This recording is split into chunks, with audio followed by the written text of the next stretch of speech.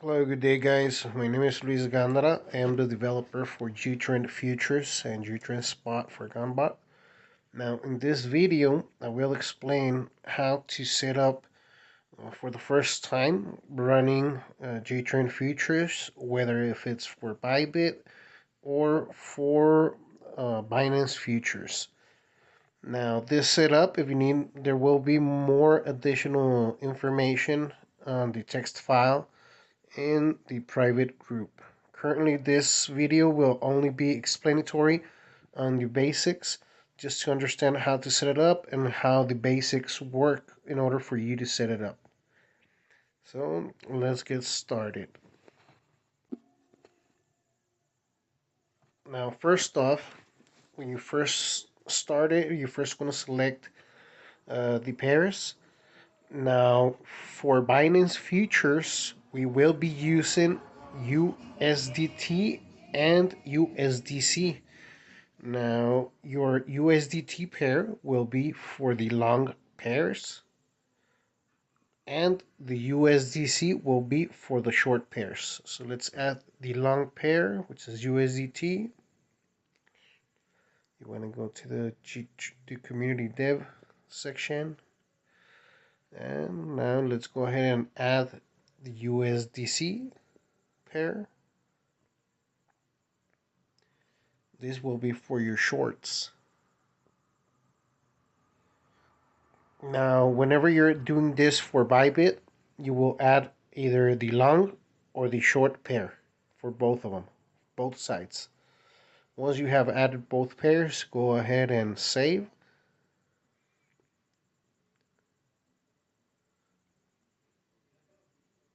And once you have saved, it will automatically populate everything. You don't need to do anything else. It will add all your values to your gunbot. Now each setting will be added automatically. You don't need to do anything. Just give it a couple of minutes until it populates and you have both pairs running. Once it's done adding the pair, you will see all these values populate. Now, but still give it a couple of minutes for each pair to finish adding each one of their settings. Now, understanding how to set up your gunbot is very important depending on the wallet size that you have.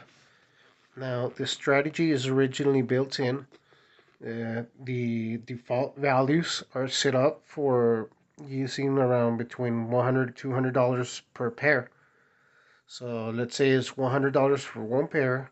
Since you're using long and short, that would be $200 for both pairs. So that's the minimum, that's defaults, that's basics. If you're using a larger wallet than $200, which a lot of people, most people do, you will need to either add additional pairs or increase the initial trading limit, which also as well as the max position. Now, in this section, it briefly explains a couple of examples on how the hedging works. So, for example, if you're trading, let's say, with two pairs, and you want it, let's say you're using the default values, it starts out at $8. That will be your initial trading limit. Now it will hedge multiple times until it reaches the max position, which is 200.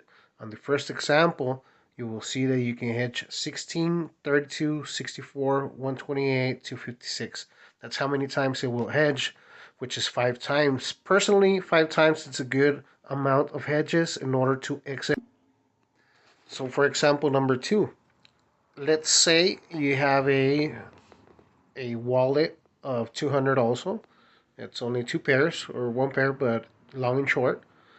And let's say you want to start with the initial trading limit of $80. So this will give you more initial profits on the solo trading, but it can only hedge twice. So it will hedge 160, then 320, and that's it. It will reach max position. Once you have reached max position, we will not over increase the hedges in order to prevent over leveraging the position.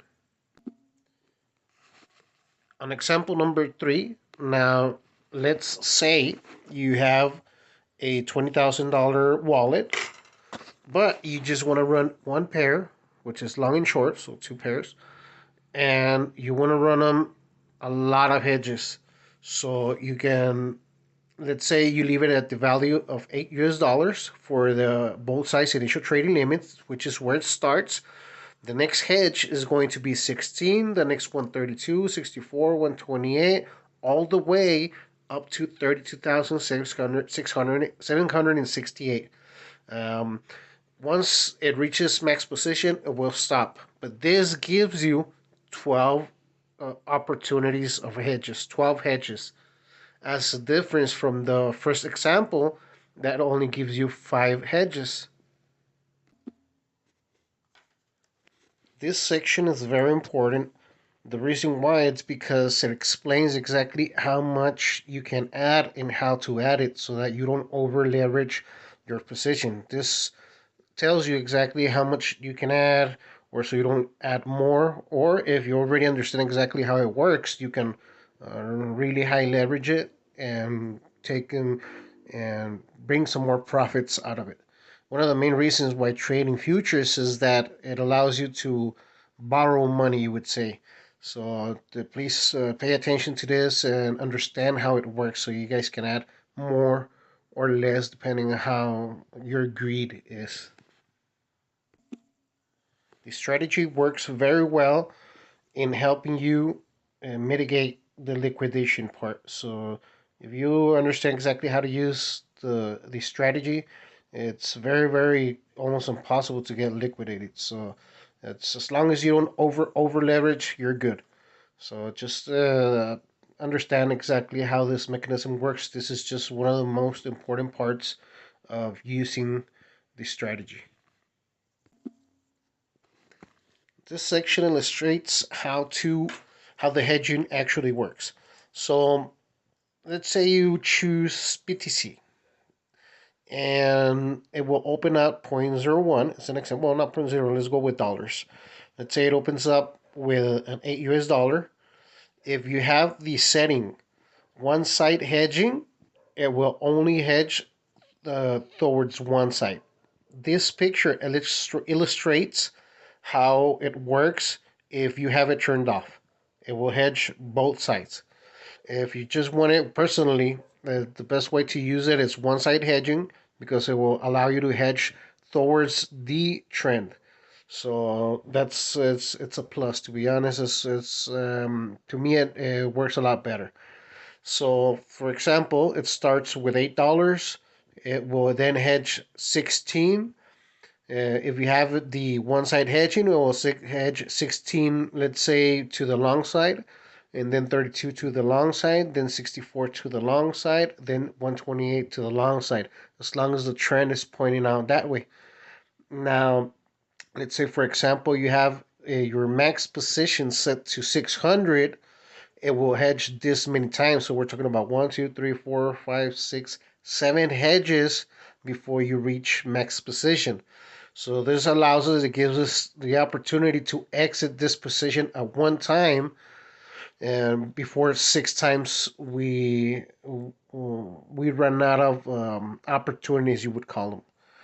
Now, the hedge gain, that setting determines how much you want to take profit above both P&Ls. Well, the winning P&L being greater than the negative P&L.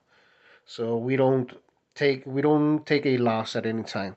During this process, at this time in between, if you have the reversals turned on, it will also look for reversals.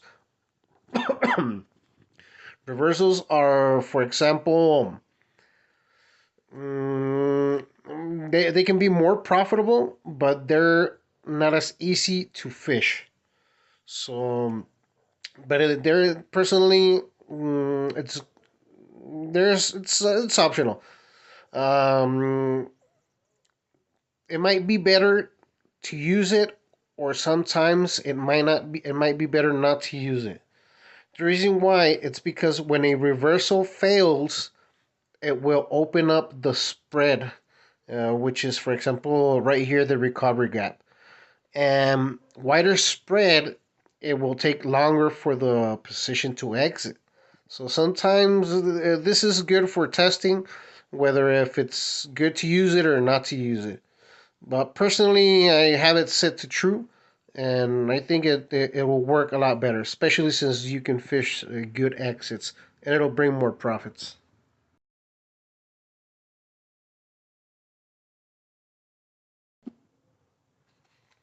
Now, in this section, it's pretty much most of it self-explanatory, both all the visuals. You have your long, your short positions. When it's hedging, you will see that the long, it's almost double the size of the short. You can visualize it also on the chart. You will see your long and your short position, whether if it's USDT or USDC. Both of these, you will see them displayed here. Also, in this section, if you hover on top of the label, you should be able to see it. Long rider, this means you are on a long trend. So that means we're only doing longs. If the short rider is active, that means we're doing shorts. Also, the max position, very important. In case you reach max position, you will see this here displayed. Currently, this position is not in max position, so we're good. Also, you have the version of Gtrend. Try to have always be using the latest, which is has will have all the fixes or improvements added to it. And pretty much that's it. I will on the private group. I will have a file also with additional information for each value on your configuration for you to be able to change. Thank you and happy trading.